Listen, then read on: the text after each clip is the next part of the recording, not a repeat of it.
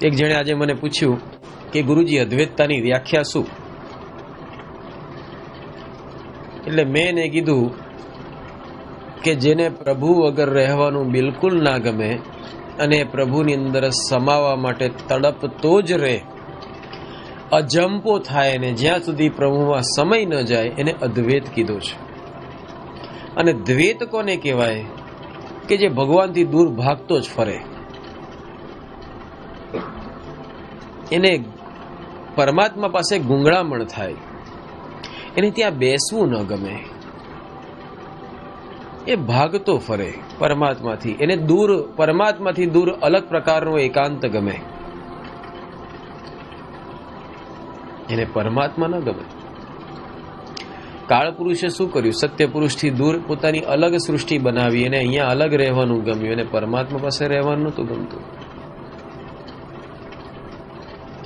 અને અદ્વૈત હોય એ દૂર ગયો હોય તોય ચિંતન એનું પરમાત્મામાં હોય, ભલે શરીરથી દૂર છે પણ અંતરથી તો જોડાયેલો રહે.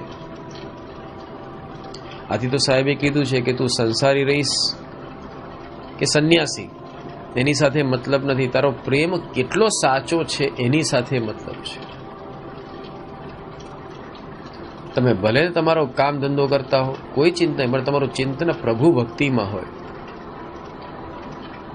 તમને પરમાત્માને જોઈને વહાલ આવે, એના વગર એકલું લાગે, નવરા પડો તેની આંખોમાં આંખો નાખીને તમારા આંખોમાં જળજળી આવે, એને પ્રેમ થયો કહેવાય, એને ભાવ થયો કહેવાય. કોઈ જોવે કે ના જોવે, આંખો બંધ કરીને બસ એની છબીને નિહાળી લે, એને એ જ ગમે. આથી સાહેબે બહુ સુંદર કીધું કે ગુરુ સમર્થ સિર પર ખડે, કહા કમી તો હે દાસ, રિદ્ધિ સિદ્ધિ સેવા કરે, મુક્તિ ન છોડે પાસ. કે જો તે તારા જીવનની અંદર સમર્થ ગુરુને પ્રાપ્ત કરી લીધા, પ્રાપ્ત કરી લીધા એટલે તમે કોઈ ગુરુ બનાવીને કંઠી પહેરી લીધી એમ નહીં, એને ગુરુ કર્યા કહેવાય જ નહીં. નહીં તો આખી દુનિયામાં જેટલા લોકો છે બધા દીક્ષા લઈ લે એટલે પછી તમને પેલા ઉત્તરાયણમાં ગુબ્બારા કેવા આકાશમાં જતા હોય, રંગબિરંગી એ ગેસના ફુગ્ગા આકાશમાં જતા હોય, બધી આત્મા ઉપર જતી દેખાય, પૃથ્વી ખાલી થઈ જાય. સીધી વસ્તુ, દીક્ષા ધારણ કરો ને મુક્તિ, દીક્ષા ધારણ કરો ને મુક્તિ, પછી કંઈ કરવાનું જ નહીં. આપણે કંઠી પહેરી લીધી ને, જગતમાં મોટે ભાગે એવું ચાલે, આપણે દીક્ષા લીધી, કંઠી લીધી એટલે આપણે મુક્ત થઈ ગયા, કોઈક એક મને નામ આપ્યું એટલે મુક્ત થઈ ગયા, કોઈક કે ગુરુ મંત્ર આપેલો મુક્ત થઈ ગયા. એવી રીતે મુક્ત થવાતું જ નથી, એ ભ્રમણા છે.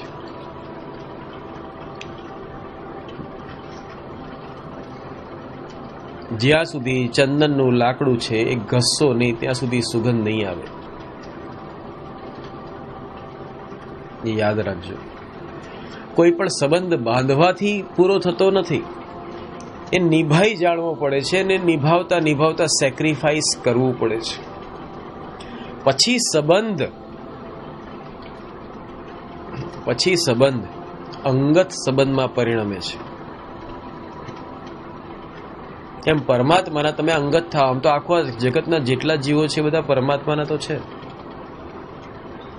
મારો પ્રશ્ન એ છે કે બધા જીવો પરમાત્માના છે, પણ પરમાત્માનો કોણ છે? પરમાત્મા કોનો છે? પરમાત્મા એનો છે જે ફક્ત પરમાત્મા માટે થઈને પરમાત્માની મરજી પ્રમાણે પરમાત્મા માટે જીવે છે.